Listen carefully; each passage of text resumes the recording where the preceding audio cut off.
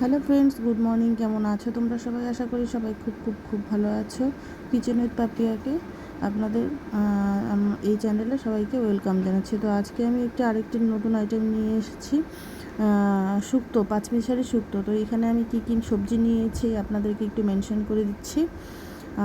তো এখানে আমি সবার প্রথমে নিয়ে নিয়েছি ডালের বড়ি, তারপর বেগুন, আলু, 3টে কাঁচা লঙ্কা, কাঁচকলা, এখানে আমি সুজি কচু নিয়েছি, ভেন্ডি নিয়েছি, উচ্ছে নিয়েছি, আর হচ্ছে সজনে ডাঁটা নিয়েছি।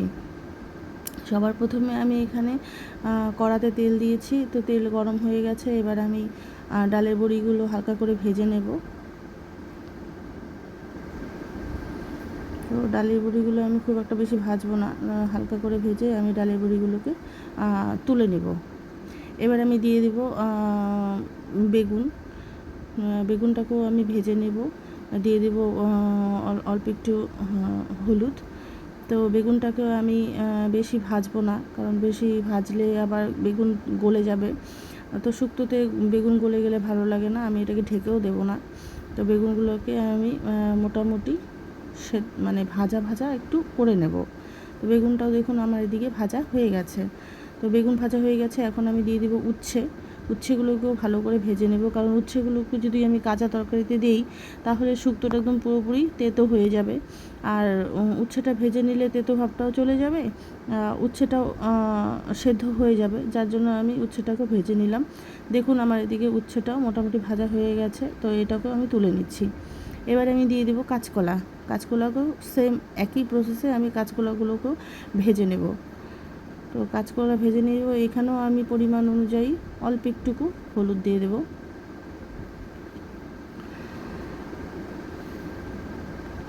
তো এবার আমি কাঁচকলাগুলো আমার মোটামুটি প্রায় ভাজা ভাজা হয়ে গেছে। তো এইগুলোকেও আমি নামিয়ে নেব। এবার আমি কড়াতে তেল দিয়ে দেব, সর্ষের তেল, অবশ্যই সর্ষের তেল দিয়ে দেব। কড়াতে তেল দিয়ে দেওয়ার পরে এখানে আমি ফোড়ন দেব। ফোড়নের জন্য নিয়েছি 5 ফোড়ন, তেজপাতা আর একটা শুকনো লঙ্কা। তো এগুলো আমি এখন ফোড়ন দিয়ে দেব। তো কিছু কিছু সবজি আমি ভাজিনি, কিছু কিছু সবজি আছে, তো এগুলোকেও আমি এখন একসাথে ভেজে নিব। আলু আছে, সজনে আছে, ভেন্ডি আছে, আর হচ্ছে সুজি কচু আছে। প্রথমে আমি আলুটাকে ভেজে নেব। আলুর সঙ্গে আমি এখন দিয়ে দেব সজনে, ভেন্ডি, সুজি কচু আর কাঁচা লঙ্কা দিয়ে একবারে সবগুলোকে আমি নেড়ে নেব।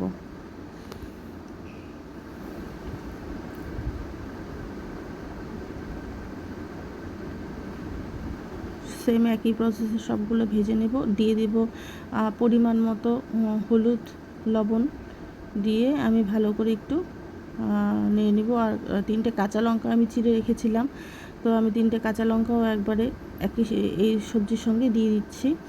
দিয়ে আমি এখন একটু ঢেকে নেব। তো এবার এদিকে একটু ঢেকে নেওয়ার পরে আমি চলে যাব একটু বাটার দিকে। তো আমি এখানে কি বাটা নিয়েছি আপনাদেরকে বলে দিই। এখানে আমি একটু আদা নিয়েছি আর রাঁধুনি নিয়েছি। তো আমার এখন মোটামুটি এগুলো প্রায় ভাজা হয়ে গেছে। তো যেগুলো আমি ভাজা হয়ে গেছে, তো এইখানে আমি আদা বাটা আর রাঁধুনি বাটাটা দিয়ে কষিয়ে নেব ভালো করে। তো এগুলো কষানোর পরে আমি যেগুলো ভেজে রেখেছিলাম, তো সেগুলো হচ্ছে ডালের বড়ি, বেগুন, কাঁচকলা, উচ্ছে, এগুলো একবারে আমি এই ভাজাগুলোর সঙ্গে, আলু, সজনে, এগুলোর সঙ্গে আমি আবার এগুলোকে ভালো করে নাড়িয়ে নেব। তো মোটামুটি আমার কষানো হয়ে গেছে। এবার আমি দিয়ে দেবো গরুর দুধ। আপনারা চাইলে পাউডার দুধ বা লিকুইড দুধ দিতে পারেন, কিন্তু আমি এখানে গরুর দুধ ইউজ করছি। আর দিয়ে দিব পরিমাণ মতো জল। তো আমি এখানে পিওর দুধ দিলাম না, কারণ বেশি গরুর দুধটা দিলে কি হবে, একদম ঠিক হয়ে যাবে, যার জন্য মানে ভালো লাগবে না। তো আমি শুক্তোটাকে একটু গ্রেভি রাখতে চাই। তো এবার হচ্ছে ঢাকা দিয়ে দেওয়ার পরে আমি তুলে নিয়েছি। এবার আমি দিয়ে দিব চিনি। আমার শুক্তোটা হয়ে গেছে, চিনি দিয়ে দিব আর দিয়ে দিব ঘি দিয়ে আমি ঢাকাটাকে বন্ধ করে দিব। তো আবার রেসিপিটা কেমন লাগলো আপনাদের অবশ্যই জানাবেন, লাইক কমেন্ট শেয়ার সাবস্ক্রাইব করবেন। তো থ্যাংক ইউ।